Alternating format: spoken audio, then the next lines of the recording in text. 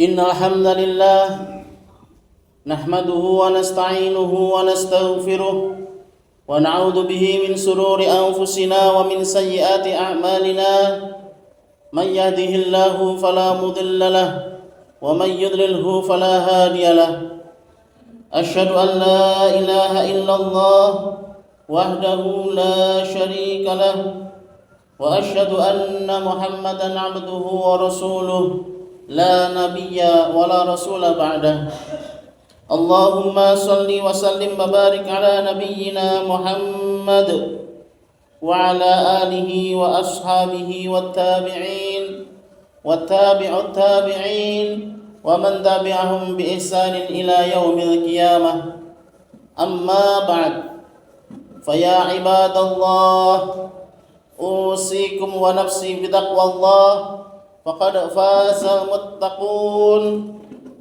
وقال تعالى في كتابه الكريم أعوذ بالله من الشيطان الرجيم يا أيها الذين آمنوا اتقوا الله حق تقاته ولا تموتن إلا وأنتم مسلمون صدق الله العظيم وصدق رسوله الكريم. Ma'asyiral muslimin jamaah salat Jumat rahimakumullah. Dalam sehari semalam kita berulang kali memuji Allah Subhanahu wa taala dengan dua Asmaul Husna, Ar-Rahman, Ar-Rahim. Di dalam salat wajib saja dalam sehari kita bisa mengulangnya 34 kali dalam bacaan basmalah kita dan dalam bacaan Al-Fatihah kita. Belum lagi ketika kita ingin melakukan sesuatu, disunahkan, dianjurkan, diajarkan oleh Rasulullah SAW ketika memulai sesuatu untuk senantiasa mengucapkan Bismillahirrahmanirrahim. Ma'asyiral muslimin asyhadakumullah. Ar-Rahman dan Ar-Rahim adalah dua sifat, adalah dua asma dari Allah Subhanahu wa taala yang kalau kita artikan dalam bahasa Indonesia Maha Pengasih dan Maha Penyayang. Rahman Allah, Maha Pengasihnya Allah itu diberikan kepada semua makhluknya. Baik dia yang beriman maupun yang tidak beriman, Allah penuhi semua kebutuhannya. Allah penuhi semua keinginannya sesuai dengan sunatullahnya. Ketika dia bekerja keras mencari rezeki, maka Allah akan limpahkan rezeki kepada dia. Walaupun dia tidak beriman kepada Allah, Allah akan tetap memberikan kasihnya kepada dia. Namun Ar-Rahim, Maha sayangnya Allah, Allah yang Maha Penyayang hanya memberikan itu kepada orang-orang yang beriman. Dan semoga kita semua yang hadir dalam majelis salat Jumat di siang hari ini adalah bagian dari orang-orang yang beriman itu. Ar-Rahim, sayangnya Allah hanya diberikan kepada orang-orang yang beriman. Ma'asyiral muslimin asyhadakumullah.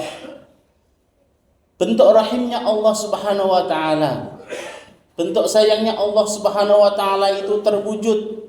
Salah satunya yang paling besar adalah dengan Allah Subhanahu wa taala memberikan surat cinta kepada kita.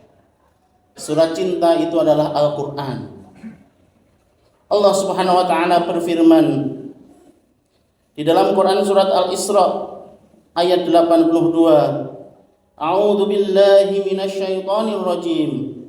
Wa tunazzilu minal Qur'ani ma huwa shifaa'un wa rahmah.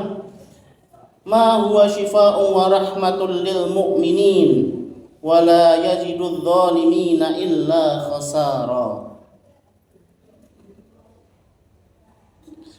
Dan kami turunkan Al-Quran itu sebagai obat, sebagai obat bagi orang-orang yang beriman, juga sebagai rahmat bagi orang-orang yang beriman. Wala yazidudz zalimina illa khasara. Dan itu tidak berlaku bagi orang-orang yang zalim. Karena orang-orang yang zalim, Al-Quran itu justru merupakan kerugian bagi dia. Ma'asyiral muslimin arsyadakumullah. Namun sayangnya kita sering mengabaikan Al-Quran. Namun sayangnya kita sering jauh dari Al-Quran. Mari kita lihat sepanjang tadi kita bangun tidur sampai siang ini, sudah berapa ayat kita berinteraksi dengan Al-Quran? Sudah berapa banyak yang kita baca? Sudah berapa banyak yang kita hafal? Atau sudah berapa banyak yang kita tadabburi? Maka tidak salah jika Rasulullah SAW pernah mengeluh di hadapan Allah Subhanahu wa taala. Rasulullah tidak mengeluh karena urusan dunia. Rasulullah tidak pernah mengeluh karena urusan harta, tetapi beliau mengeluh kepada Allah tentang umatnya. Rasulullah keluhkan itu dan kemudian diabadikan oleh Allah Subhanahu wa taala di dalam Quran surat Al-Furqan ayat 30. A'udzu billahi minasyaitonir rajim. Wa qala ar-rasulu ya rabbi inna qaumi ittakhadhu hadzal qur'ana mahjura. Dan berkata Rasul Muhammad, wahai Tuhanku, sesungguhnya kaumku telah menjadikan Al-Quran sebagai sesuatu yang diabaikan. Ayat ini sebenarnya adalah keluhan Rasulullah Muhammad SAW atas kaumnya sendiri, atas kaum Quraisy yang saat itu belum beriman kepada Al-Quran. Namun tampaknya hari ini kita harus melihat kepada diri kita sendiri. Jangan-jangan kalau Rasulullah hadir di tengah-tengah kita hari ini, yang dikeluhkan itu adalah kita. Karena kita adalah bagian yang mengaku beriman tetapi sering mengabaikan Al-Quran. Ma'asyiral muslimin asyarakumullah, Ibnul Qayyim Al-Jauziyah dalam kitab Al-Fawaidnya beliau mengatakan, yang dimaksud dengan mengabaikan Al-Quran itu yang pertama adalah tidak mendengarkan dan membacanya. Yang kedua adalah tidak membaca dan tidak menghafalnya. Yang ketiga, tidak mengikuti perintahnya dan melanggar larangannya. Yang keempat, tidak menjadikan Al-Quran sebagai pedoman hidup. Yang kelima, tidak mempelajarinya. Dan yang keenam, tidak menjadikannya sebagai obat penyakit hati. Ma'asyiral muslimin asyhadakumullah, sekali lagi marilah kita lihat pada diri kita. Apakah kita masuk di dalam kriteria 6 hal ini sebagai orang-orang yang mengabaikan Al-Quran? Boleh jadi kita mengaku beriman, boleh jadi kita mengaku muslim, tetapi boleh jadi pula sekali lagi kalau Rasulullah hadir di tengah kita hari ini, beliau adalah orang yang mengeluhkan kita karena kita sering mengabaikan Al-Quran. Ma'asyiral muslimin asyhadakumullah, ada sebuah hadis yang semoga menjadi motivasi bagi kami pribadi dan kepada jamaah sekalian. Marilah kita mulai hari ini pada momentum bulan haram ini, kita berada di bulan Dzulhijjah dan masih termasuk bagian dari bulan yang disucikan. Mari kita perbaiki interaksi kita dengan Al-Quran. Jangan sampai sehari terlewat dalam kehidupan kita kecuali kita berinteraksi dengan Al-Quran. Entah itu membacanya, entah itu menghafalnya, entah itu mempelajarinya, atau bahkan hanya mendengarkan murotal Al-Quran. Mari kita perbaiki interaksi kita dengan Al-Quran. Satu hadis qudsi dari Rasulullah SAW, an Abi Sa'id radhiyallahu an, dari sahabat Abi Sa'id radhiyallahu an, qala Rasulullah sallallahu alaihi wasallam. Beliau berkata Rasulullah sallallahu alaihi wasallam, yaqulu Rabbi azza wajalla, berkata Rabb azza wajalla, man sakhalahul Qur'an an dzikri wa mas'alati a'taituhu afdalu ma a'tas sa'ilin wa fadli kalamillahi ala sa'iril kalami ka fadlillahi ala khalqi. Rawahu Tirmidzi. Dari Abi Sa'id radhiyallahu an, beliau berkata Rasulullah Muhammad sallallahu alaihi wasallam, berkata Rabb Azza wa Jal, jadi ini adalah hadis qudsi, barang siapa di antara kalian yang menyibukkan diri dengan Al-Quran, entah itu dengan mendengarkannya, entah dengan itu membacanya, entah dengan mempelajarinya, sampai kemudian an dzikri wa mas'alati, sampai dia tidak sempat untuk berzikir kepadaku dan tidak sempat berdoa kepadaku.